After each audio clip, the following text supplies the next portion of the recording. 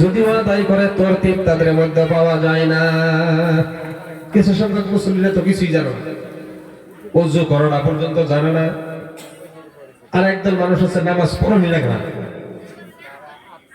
যারা বলে নামাজ পড়া লাগে না, নামাজ পড়ুন না, তারা যদি এইটাকে যদি ইনকার করলো কিসের নামাজ, আমি তাদের কাছে বলি রে বন্ধু, যদি আপনার জবানের দ্বারা একবার যদি আপনি বলেছেন কিসের নামাজ, তাহলে আপনি নামাজকে ইনকার করলেন, নামাজকে ইনকার করলেন না, আপনি স্বয়ং কোরআনুল কারীমকে আপনি ইনকার করে দিলেন, অবিশ্বাস করে দিলেন। যদি আপনার ওই ইনকারটা কোরআনুল কারীমের বিরুদ্ধে যদি আপনার চলে যান, কোরআন শরীফের বিরুদ্ধে যখন আপনার ওই মন্তব্যটা চলে যায়, তাহলে কোরআনের বিরুদ্ধে মন্তব্য চললো না, স্বয়ং আমার আল্লাহর বিরুদ্ধে মন্তব্য চলে গেল।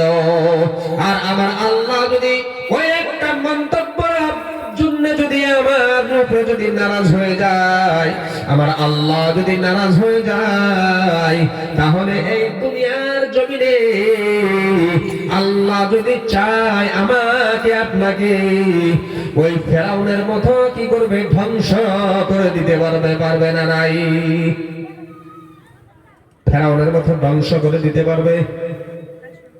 নমরুদের মতো জুতার বাড়ি খাওয়াইতে খাওয়াইতে, পিটাইতে পিটাইতে আমাদেরকে কবরের জমিনে নিয়ে ফেলাবে, ঠিক না? নাই। কথা যে আমরা কই, খুব গুরুত্ব দিয়ে আমরা কথাগুলি বুঝো, খুব সাবধানের সহিত জবানের দ্বারাই আমরা কথাগুলি বলবো, ঠিক না? নাই। আপনি কি অনুমান করছেন যে কিসের নামাজ?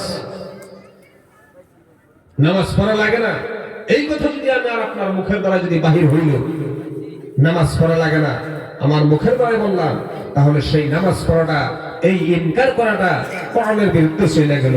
আর কোরআনের বিরুদ্ধে যদি চলে গেল, কোরআনের বিরোধিতা মানে আল্লাহর বিরোধিতা, আর আল্লাহর বিরোধিতা যখন হবে, আমার আল্লাহ যদি নারাজ হয়ে যায়, ফেরাউনের মতো পানির মধ্যে সুবাইতে সুবাইতে মাইরা শেষ করব, লানতই লানত। নমরুদের মতো জুতার বাড়ি খাওয়াইতে খাওয়াইতে ল্যাংড়া মশার দ্বারাই আমাদেরকে শায়েস্তা করতে মুহূর্ত সময় লাগবে না, লাগবে না। আবার কয় পড়ুননি, যদি নামাজ পড়তে বলা হয় কয় পড়ুননি নামাজ, সময় তো হয় নাই, বুড়া হয় নাই, এখানে কি নামাজ পড়ব? আমি ওদেরকে বলি, যারা বলেন বুড়া হই নাই, নামাজ পড়ার সময় হয় নাই, নামাজ পড়ার যদি সময় তোমাদের হয় নাই, তাহলে তো কবরে যাওয়ারও সময় তোমাদের হয় নাই, নাকি কও? হ্যাঁ, কবরের মধ্যে যায় না যুবকেরা? হ্যাঁ, কবরের মধ্যে যায়, বাবার কান্দে ছেলের লাশ চলে যায়, দাদার কান্দে নাতির লাশ চলে যায়। আমার বন্ধুগণ, আমার ভাইরা, আসার একটা সিরিয়াল রয়েছে, কিন্তু যাওয়ার কোন তো সিরিয়াল নাই। কোন সংসার ডাক দেয় যে মহা মায়ার সংসার ছেড়ে, আরে পরিয়াল পরিজন সব কিছু ছেড়ে, মা বাবাকে ছেড়ে ওই কবরের জমিনে পড়ে থাকতে হবে। এই জন্য যে যুবকেরা আমরা যারা বলি যে নামাজ পড়ার সময় হয় নাই, এই কথা যেন না বলি। আমি আপনি কি এই কথা কেউ বলতে পারবো যে আগামীকাল বাঁচবো? বলতে পারবো?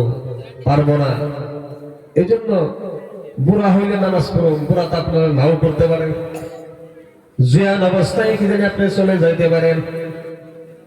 অনেক সন্তান রয়েছে, যুবকেরা রয়েছে, যে তারা যুবক অবস্থায় বিবাহ বড় করেই নাই, হঠাৎ করে চলে গেল। মহল্লাবাসীর মানুষের অন্তরের মধ্যে লাথি মেরে চলে গেল, দুনিয়ার মায়া মহব্বত সবকিছু ত্যাগ করে। তাই যদি হয়, আপনাদেরকে আমি বুঝাইতে চাই রে বন্ধু, যে কেন আপনাদের মুখে থেকে আমাদের মুখে থেকে এই কথা বাহির হয়, নামাজ পড়ার সময় আমাদের হয় নাই। এই কথা যেন আমরা কেউ না বলি। আর এই অবস্থায় যদি নামাজ না পড়ে যদি আমি দুনিয়ার জমিন থেকে যদি বিদায় হয়ে যায়, তাহলে দেখা গেল কবরের প্রথম ধাপটাই হবে নামাজ। নামাজ যদি আমার আমল নামার হায়াতে জিন্দেগির মধ্যে যদি তালাশ করে পাওয়া না যায়, তাহলে এই কবরের জমিনে আমাদের ভয়াবহতার দেখবে কে? শাস্তির কোনো সীমা আমাদের থাকবে না। আমার বন্ধুগণ, আমার ভাইরা, নবীজি সাল্লাল্লাহু আলাইহি ওয়াসাল্লাম ফরমান, আল কবরু মাইয়িতু ফিল গার, কবর হলো অন্ধকার একটি কুঠুরি। যে কবরের মধ্যে কোনো সাথী থাকবে না, যে কবরের মধ্যে কোনো বাতি থাকবে না, কিন্তু চারটি আমল তোমার সঙ্গে কবরের জমিনে সাথী হয়ে যাবে। সুবহানাল্লাহ। ওই চারটি আমল যদি তুমি দুনিয়ার জমিনে করে যেতে পারো, সেই চারটি আমল কবরের জমিনে যাইয়া তোমার সঙ্গের সাথী হয়ে যাবে। এক নম্বরে তোমার কবরের ডাইন পাশে থাকবে নামাজ, আর তোমার কবরের বাম পাশে থাকবে তোমার রোজা। দুই সাইডের দুই বন্ধু তোমার হয়ে গেল। যদি এই দুইটা আমল যদি তুমি দুনিয়ার জমিনে করে যেতে পারো, তোমার শয়তান সাইডে থাকবে আল্লাহর কালাম কোরআনুল কারীম। যদি তুমি দুনিয়ার জমিনে বেশি বেশি করে কোরআনুল কারীম তেলাওয়াত করেছো, ওই কোরআনের প্রহর যদি তোমার কবরটা আলোকিত করে দিবে। জোরে জোরে গান সুবহানাল্লাহ। এই হলো তিনটা।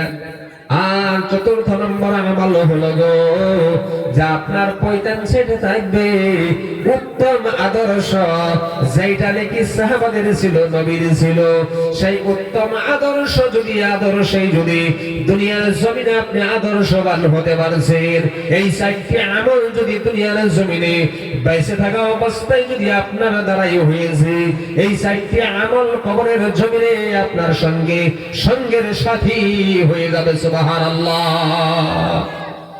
আর যদি এই চারটা আমল যদি আমার আপনার দ্বারা যদি হয় নাই, যদি একটা কম হয়েছে, তাহলে ওই একটা সাইড খোলা হয়ে গেল। যদি দুইটা কম হয়েছে রে বন্ধু, তাহলে ওই দুইটা সাইড খোলা হয়ে গেল। যদি তিনটা আমল যদি কম হয়েছে, তাহলে তিনটা সাইড খোলা হয়ে গেল। আর যদি চারটা সাইড যদি খোলা হয়েছে রে বন্ধু, যে তার মানে আমার জীবন ব্যাপীতে এই চারটা আমল আমার মধ্যে তালাশ করে পাওয়া যায় না। নবীজি সাল্লাল্লাহু আলাইহি ওয়াসাল্লাম ফরমান, ওই মানুষটার কবর অন্ধকার কুঠুরি হয়ে গেল। ওই মানুষটা একা একা কবরের জমিনে পড়ে থাকলো রে বন্ধু। ওই জমর মানুষটার কবরটা জাহান্নামের জাহান্নামে পরিণত হয়ে গেল। জোরে জোরে কন্যা নাউযুবিল্লাহ। আমার বন্ধুগণ, আমার ভাইরা, মুনকার নকিরের সওয়াল জবাব দিতে পারবে না। আর প্রথম নম্বর ধাপটাই হলো, যদি বান্দায় যদি দুনিয়ার জমিনে নামাজের পাবন্দি করেছে, তাহলে কবরের জমিনে মুনকার নকিরের সওয়াল জবাব অনায়াসে দিতে পারবে। আমার বন্ধুগণ, আমার ভাইরা, আমার মা বোনেরা, আপনাদের সকলের কাছে অনুরোধ করি, সবাইকে আমি অনুরোধ করি, এই দুনিয়ার জমিনে যে যত ব্যস্ততার মধ্যেই থাকি না কেন, আমাদের যেন নামাজের যেন ঠোঁট আমাদের না হয়। তার কারণ কবরের মধ্যে যাইতে হবে, ঠিক না নাই? এই মসজিদের নিসবত আয়োজিত এই মাহফিল, এই মসজিদের মধ্যে আল্লাহ পাকের নামাজ এখানে আদায় করা হবে। মসজিদ নির্মাণের দিকে আমি যাইতেছি না, শুধুমাত্র নামাজের সাইডটাই আমি নিয়ে যাইতেছি। আমার আল্লাহ পাক বলেন, আউযু বিল্লাহি মিনাশ শাইতানির রাজীম, ইয়া আইয়ুহাল্লাযীনা আমানু ইযা নুদিয়া লিস-সালাতি মিন ইয়াউমিল জুমআতি ফাসআউ ইলা যিকরিল্লাহি ওয়া যারুল বাই', যালিকুম খায়রুল লাকুম ইন কুনতুম তা'লামুন। হে ঈমানদার সকল, যখন মসজিদে যখন আযান দেওয়া হয়, নাদা দেওয়া হয়, ডাক যখন তোমাদেরকে দেওয়া হয় যে জুমার নামাজে, আহারে নামাজের জন্য যখন তোমাদেরকে ডাক দেওয়া হয়, তোমরা নামাজের মধ্যে অগ্রসর হও, নামাজের পাবন্দি তোমরা করো। তোমাদের বেচা কিনা, কৃষি, খেত খামারের যে টপকারী মানুষ তোমরা থাকো না কেন, সমস্ত কিছু ছেড়ে দিয়া মুহূর্ত সময়ের জন্য তোমরা কি করো? আল্লাহ আল্লাহ পাকের হুকুম, নামাজ তোমরা আদায় করো। মুহূর্ত সময়ের জন্য এখন নামাজ কাম সেরে দিয়ে জোহরের নামাজ যদি আদায় করতে যাই, ভাই কত সময় লাগে? নামাজ আদায় করতে কত সময় লাগে? জোহরের নামাজ হ্যাঁ কত সময় লাগে? 20 মিনিটের উপরে লাগে না নাকি কম? হ্যাঁ 4 রাকাত সুন্নাত, 4 রাকাত ফরজ, 2 রাকাত সুন্নাত। এই 10 রাকাত নামাজ পড়তে, জোহরের নামাজ 10 রাকাত নাকি কম? 12 রাকাত। যদি 10 রাকাত কই হবো না?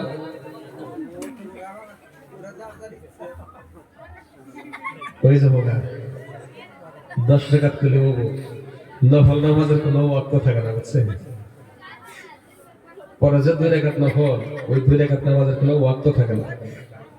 আপনার সুন্নতে মুআক্কাদা, জোহরের পূর্বে ফরজ নামাজের পূর্বে 4 রাকাত সুন্নতে মুআক্কাদা, 4 রাকাত ফরজ, তারপরে যে সুন্নতে মুআক্কাদা আবার 2 রাকাত, এই 10 রাকাত। তারপরে যে 2 রাকাত আছে নফল নামাজ, বুঝছেন? কিন্তু এই যে 10 রাকাতের কথা আমি বললাম, এই 10 রাকাত নামাজ যদি আপনি না পড়েন, ছেড়ে দেন, পাপিষ্ট হবেন, আপনি পাপী হবেন। সুন্নতে মুআক্কাদার গুরুত্ব অনেক বেশি, এই জন্য সুন্নতে মুআক্কাদাও আমরা যেন না ছাড়ি। তো যাই হোক আমি বলছি যে নামাজ যেন আমরা ছেড়ে না দেই। আমার আল্লাহ পাক বলেন, ইয়া আইয়ুহাল্লাযীনা আমানু, হে ঈমানদার সকল, যখন তোমাদেরকে ডাক দেওয়া হয়, কাম বাম সব কিছু ছেড়ে দাও। চাকরিজীবী আছো, তুমি চাকরির টেবল তুমি ছেড়ে দাও। ব্যবসায়িক টেবলে তুমি বসে আছো, ব্যবসায়িক টেবলটা তুমি 10 মিনিট 20 মিনিটের জন্য ছেড়ে দাও। খেত খামারে তুমি কাজ করবার মধ্যে ব্যতিব্যস্ত, যে টপকারে তুমি হও না কেন, যখন আজান হয়, আসো আসো আল্লাহর ইবাদত বন্দেগী করো। দুনিয়ার জমিনের মানুষ, তোমরা ছেড়ে দাও, সব কিছু ছেড়ে দিয়া মুয়াজ্জিনের ডাকে তোমরা সাড়া দাও, নামাজ তোমরা আদায় করো। তারপর আবার আমার আল্লাহ বলেন, নামাজ তোমাদের শেষ হয়ে গেল, নামাজ যদি তোমাদের শেষ হয়ে গেছে, আল্লাহ বলেন, ফাইদা কুদিয়াতিস সালাত ফান্তাশিরু ফিল আরদ ওয়াবতাগু মিন ফাযলিল্লাহি ওয়াযকুরুল্লাহ কাসীরান লাআল্লাকুম তুফলিহুন। আল্লাহু আকবার। আমার বন্ধুগণ, আমার ভাইয়েরা, আমার আল্লাহ পাক বলেন, বান্দারে, দুনিয়ার জমিনে যখন তোমরা কাজকর্ম ছেড়ে দিয়া নামাজ যখন তোমরা আদায় করলে, নামাজ আদায় আনতে তোমরা কি করো? দুনিয়ার জমিনের মধ্যে আবার তোমরা লুটিয়া বড়, সরিয়া বড়।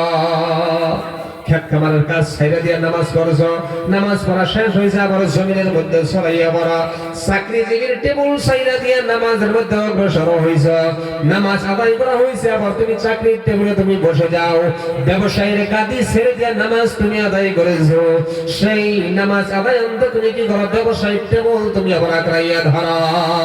তার কারণ এই যে এই অবস্থার মধ্যে, ব্যবসায়ী বাণিজ্যের মধ্যে, খেত খামারের মধ্যে, সারা দুনিয়ার জমিনে আমি তোমাদের জন্য কি করেছি? রেজেক আমি সরিয়ে রেখে দিয়েছি।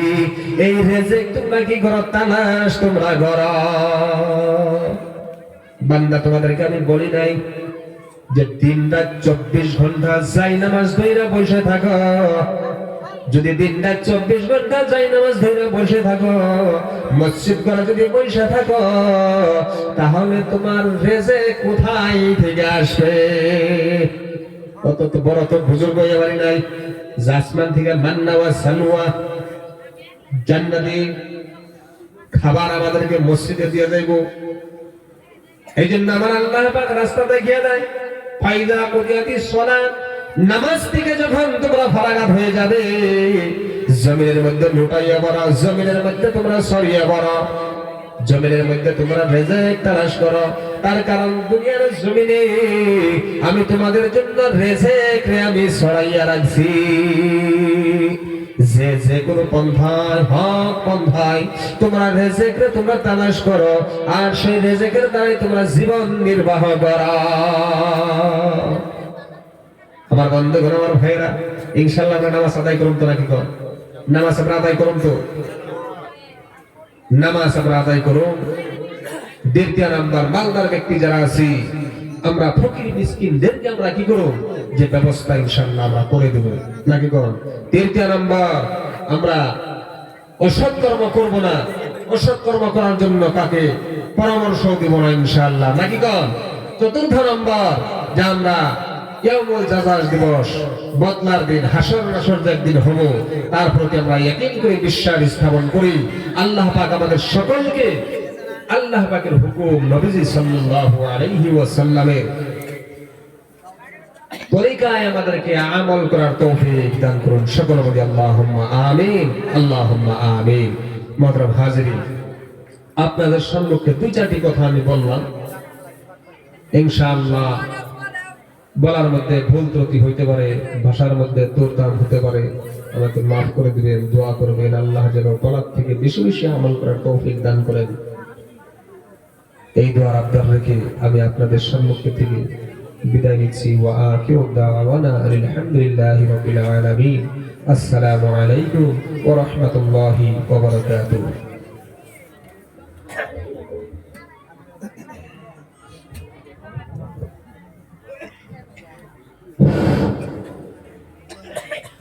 ধন্যবাদ।